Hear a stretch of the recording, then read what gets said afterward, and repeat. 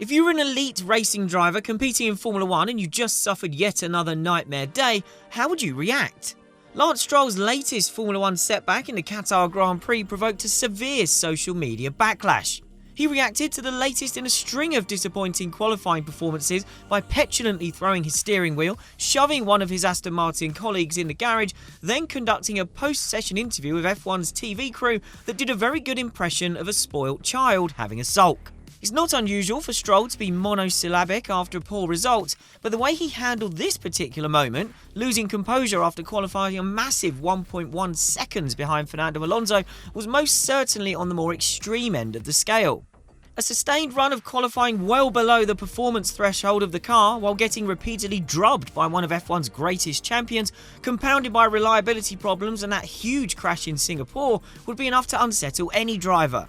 Stroll is not the first to show anger after a particularly bad day. Throwing the steering wheel from the car is an ill-advised but fairly common outburst in F1. Shoving your personal trainer in the back of the team's garage is definitely crossing a line, but drivers have been known to smash helmets, throw their kit down, or even shrug off being manhandled by marshals after a particularly frustrating session or incident on track. Stroll's behaviour was petulant and revealed a worrying lack of the sort of emotional control and poise that elite sport demands of its athletes.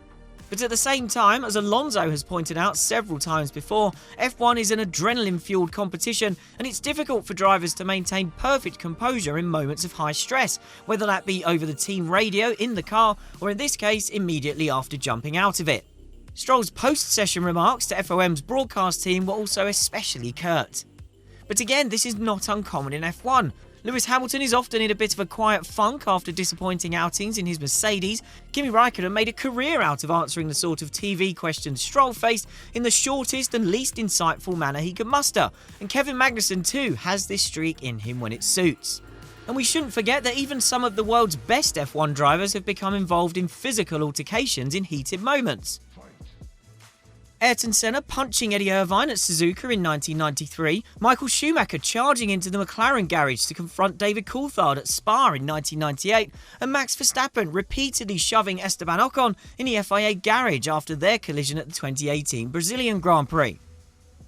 In Stroll's case, it's very easy to get into a serious negative mental spiral when the setbacks mount almost incessantly, and on top of that, performance is lacking. Each can feed the other too, as we've seen this season with Sergio Perez. Aston Martin defends Stroll's performance level by saying the team owner's son is capable of lapping within 0.3 of Alonso and that is an acceptable level to be at. Red Bull has set a similar threshold for Perez, but it's one he too has not always been able to live up to. Whatever your feelings about what should or should not be an acceptable level of performance for Stroll, Alonso is among F1's greatest ever drivers. It's a high bar that Stroll has so far failed to reach. He's performing considerably less well against Alonso than Esteban Ocon did at Alpine, for example. That would take a mental toll on any driver, and there are many examples of very capable and successful F1 drivers losing motivation and self-confidence in the face of repeated batterings by a teammate they just can't work out how to match or beat.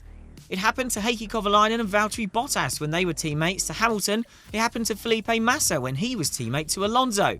It happened to Daniel Ricciardo at McLaren alongside Lando Norris, and it happened to Pierre Gasly and Alex Albon alongside Verstappen at Red Bull. The same appears to be happening to Perez now too.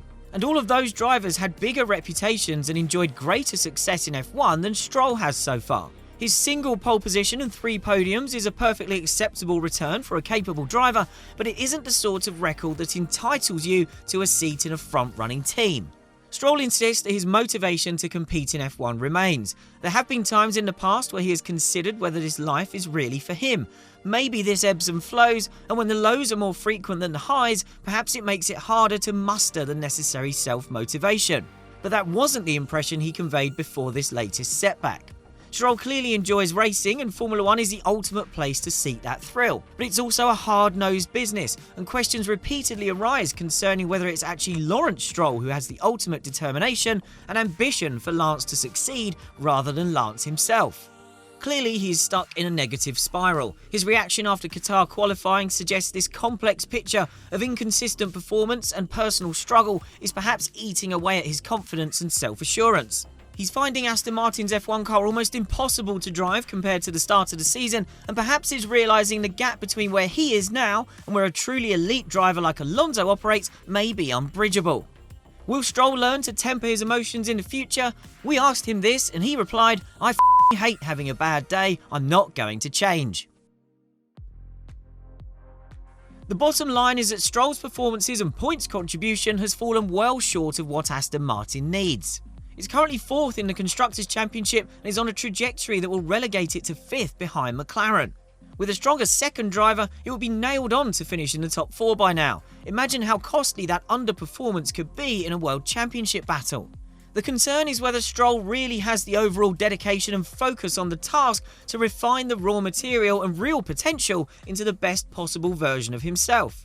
You can never be sure exactly what's going on in any driver's mind, but while he clearly enjoys racing, he doesn't give the impression of having the all-consuming relentlessness of a potential world champion.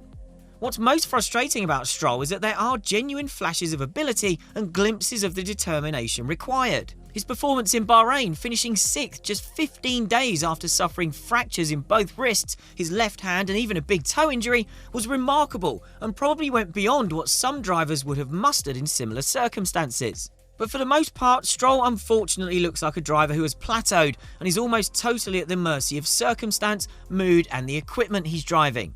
F1's 2023 cars are more on the nose this year, as Stroll puts it, and perhaps this is not suiting him either. That's led to a season Stroll characterises as rough since the first few races. Aston Martin's claim that his side of the garage has had more than its fair share of misfortune stands up. Several reliability problems and strategic blunders have definitely negatively affected his season, but it can't explain all of the deficit to Alonso, not least because, in addition to simply lacking pace at times, Stroll has contributed to his own downfall as well. Stroll acknowledges there are things he can improve and is not just spinning a tale of woe for 2023. But he's also of the view that there is definitely a hangover from the start of the year when he missed testing because of injury. As the car was at its strongest in the early races, Stroll didn't initially feel like he was missing much because of that. As things have got tougher though, he reckons he's lost out by losing the chance to test items that you can't try through the season, which has cost him some understanding of how the car behaves and reacts to certain changes. Whatever you make of that explanation, the biggest factor though simply seems to be that Stroll's finding the car harder to deal with than Alonso as it has got less competitive, which isn't just a case of Aston Martin's form declining relative to the opposition, but the car's characteristics changing too. He admits there are things that don't suit him and it has got more challenging recently, which Stroll puts down to some aerodynamic updates that have not delivered what was hoped for and Pirelli tyres that have made the car more on the nose than last year. Stroll's recited a similar complaint to Alonso about a change to Pirelli's tyre construction from Silverstone onwards that rivals have not registered as prominently. Aston Martin's drivers feel it has had a negative impact on their car. Stroll reckons a stiffer rear tyre has made everything more oversteery, which combined with the updates have led to a car that is less predictable and harder to drive than in the early races. His hope is that Aston Martin's remaining upgrades in 2023 can go some way to addressing that and will give him the feeling he had at the start of the season. Regardless, the big question now for Stroll is whether he can use the remaining races of this season to recover his composure and convince the doubters that he really belongs in a top 5 F1 team.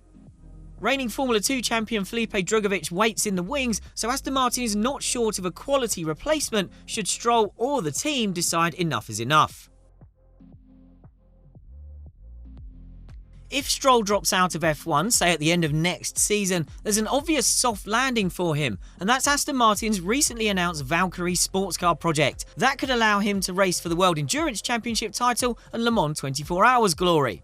No drivers have yet been announced for the project, but this could be a way for Lance to stay involved in the Aston Martin racing ecosystem. That could even satisfy Lawrence Stroll, who wants to see his son become a world champion. Doing so in sports cars might not quite fulfill the original mission statement of becoming an F1 world champion, but it's close enough, especially with sports car racing enjoying one of its biggest manufacturer booms. There's no question Stroll has the ability to make a fine sports car driver. Despite his F1 struggles, he's still a high-quality driver, and maybe he could prove to be one who thrives in a more collaborative environment with the challenge of sharing a car. And plenty of drivers who didn't quite excel in F1 have gone on to become fine sports car racers. While Aston Martin recently ruled out the possibility of either of the team's F1 drivers joining the sports car program, the openings remain. It will of course depend on how Stroll progresses. The team has confirmed him for 2024, so he has another season to try to get closer to Alonso and will be afforded every chance to do so. But if he can't turn things around and transform himself into an F1 ace, then sports cars could be his salvation.